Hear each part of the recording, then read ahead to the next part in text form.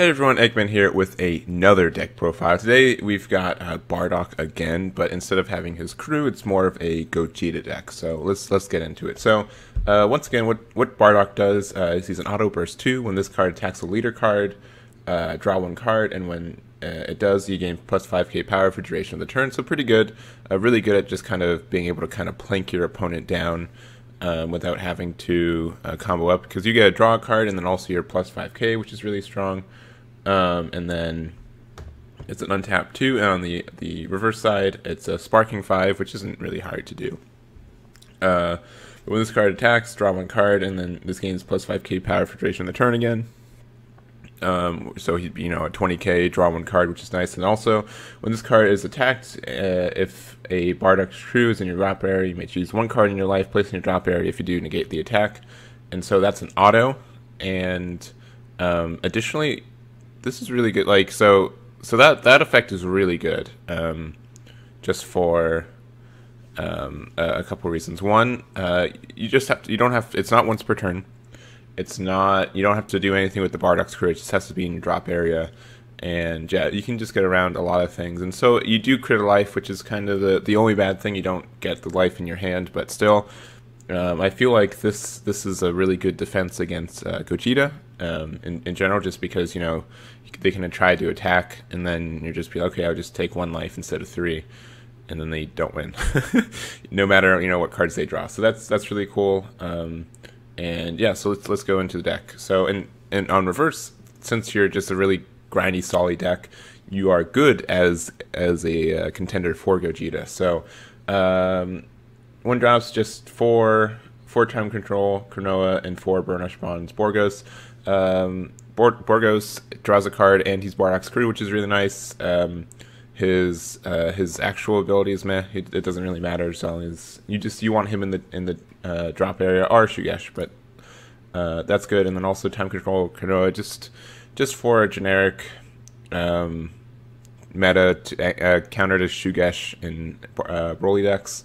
You can change this around. We also have 2 Awakening Talent Pans. If you think you need to awaken faster, definitely change Cronoa for Talent Pan and stuff like that. This is just kind of open for tech spots. So whatever you're feeling you need to, negate yourself, just do that. We've got 4 Senzu Bean and 4 Dimension Magic because we're a blue deck. 2 Mafuba because we have a bunch of energy, and I think it's really good. Since we're trying to be more of a control-like style, I think Mafuba is good for this, and yeah, I think it's good. If we don't have actually any hard removal, I was running the 4 or 5 drop Gogeta, but I wasn't having a lot of fun with it, so I decided to go to Mafuba. But if you think that put that Gogeta back in for Mafuba, go for it. We've got 4 Super Combo Tulu this year. Yeah, just 5 or less life Super Combo, so that's nice. We've got 4 and 4 of 20k Son Gokus. I just chose the blank one and the Determined Striker Super Saiyan Blue Son Goku, just because if we're trying to be more defensive, it's another counter attack. You probably will never use it for that, but there aren't really good 20k Son Gokus, to be honest. And maybe we should do the 15k route, but I do like having the Deadly Defender and at all costs Vegeta in the deck, so that's why I did it like that. You could disagree with me, but I like it, so it's going to be like that. We got 4 Raging Spirit Son Gohan, just because we're kind of more controlling, and I like to have stuff on the board instead of alternative. We could have been running Unbreakable Super Saiyan Son Goku to draw a card instead, but I like the field presence, and I think that's nice. And then also we're running just 2 Burnished Bonds Shugesh, just because it's either card draw, double strike, and it's also Bardock's crew, so that's nice. And then lastly, we've got Gogeta here revived. We're running 3 of those, and then also the secret rare. If you don't have the secret rare, just run another Gogeta, or you can even run the 5 drop if you want. You don't have to have the secret rare to run this deck, but a lot of people think this is the best card in the game right now. I think it's really strong, so look out for that. It can be countered, but it's more an RNG, which people don't like. But once again, I think it's a really good finishing condition. You could run this, and it comes out on turn 5. Some other things I was thinking about. Go into it real quick. There's Future Punch. Where is it? Not during the future. Where is it? There it is. It was right next to me. So choose one tool of the series and drop here, place it on your deck. Choose all your blue Saiyan cards, blue Saiyan Bow cards to get plus 5k and critical for duration of the turn. At the end of your turn, choose all your Saiyan cards and drop here, place in the drop here. So it's really, I think this is really strong just because it's good for. I wonder how that works with Awakening Talent Pan. I bet she just comes back to your hand because you get to choose how it resolves. But yeah, you can just have a bunch of kind of sticky.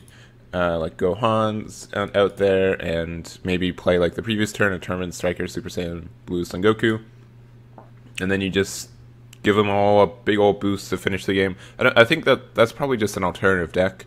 It might not, it might be tricky fitting both kind of playstyles into one Gogeta deck, but I think it's a really valid strategy, and especially since there's not much of a like mid-range contender right now, or there's a lot of contention for it. I think that's a good idea. So.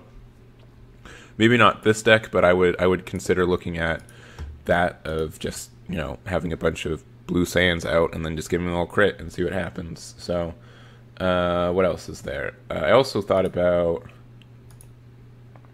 another just generic finisher card is Scientist Fu.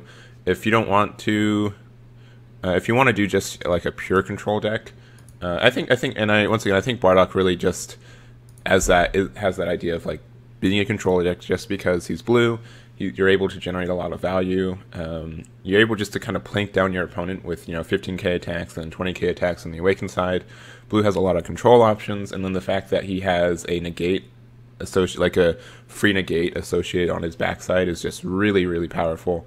So if you want to use it and get to turn 6 and just drop Scientist Fu and win the game, I think that's also a really valid strategy. So you don't have to run Gogeta.